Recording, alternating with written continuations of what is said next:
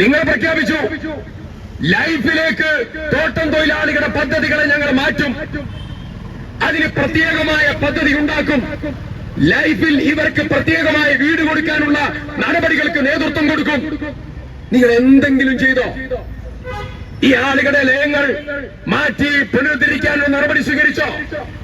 അവർക്ക് ഭവനങ്ങൾ നിങ്ങൾ കൊടുത്തോ? അവരുടെ വരുമാനം മിനിമം വേജിലേക്കെങ്കിലും മാറ്റാൻ ആവശ്യമായ നടപടികൾക്ക് നിങ്ങൾ നേതൃത്വം കൊടുത്തോ? ഒരു നടപടിക്കും നിങ്ങൾ നേതൃത്വം കൊടുത്തില്ല.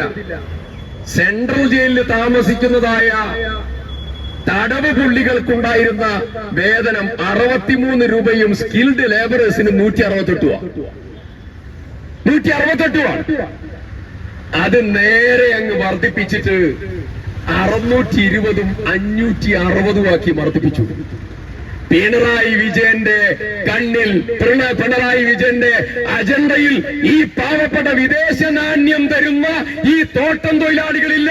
കിർമാണി മനോജും ഇതുപോലെ കൊടിസുനി അടക്കമുള്ളതായിരിക്കുന്ന തടവ് പുള്ളികൾ മാത്രമേ ഉള്ളൂ പിണറായി വിജയന്റെ അജണ്ടയിൽ.